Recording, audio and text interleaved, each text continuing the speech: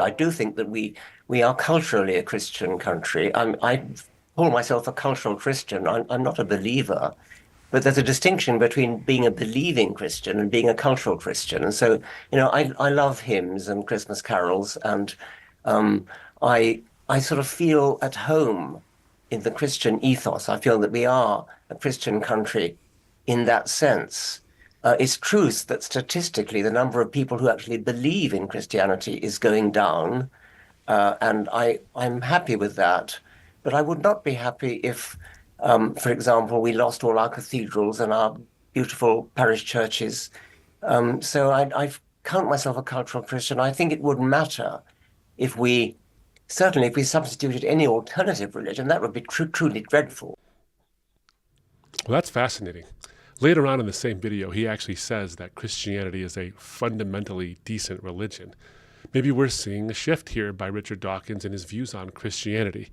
Now, he's quite clear that he doesn't believe that Christianity is true, even if he thinks that it's valuable.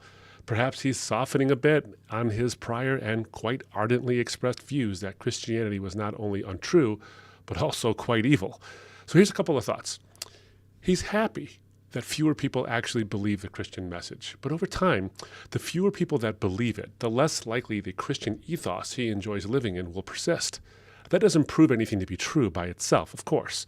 But the beauty, goodness, and cultural benefits inspired and offered by no other worldview than the Christian faith should give at least someone, possibly even Richard Dawkins, pause to consider that the source of such inspiration transcends human ingenuity. I certainly felt that Jesus was a historical figure. Yes, I did believe that. Well, am I wrong to think that?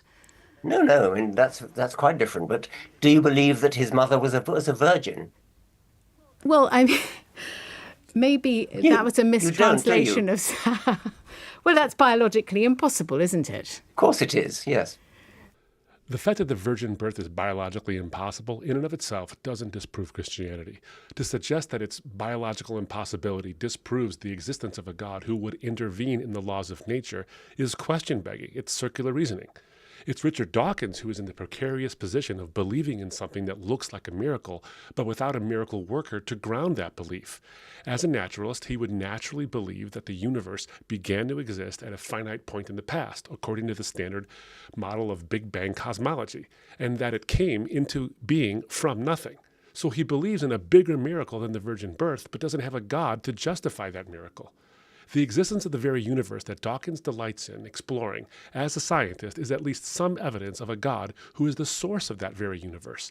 And if there is evidence of a God who acts, then there's also evidence of an act of God, like Jesus' virgin birth and eventually his resurrection.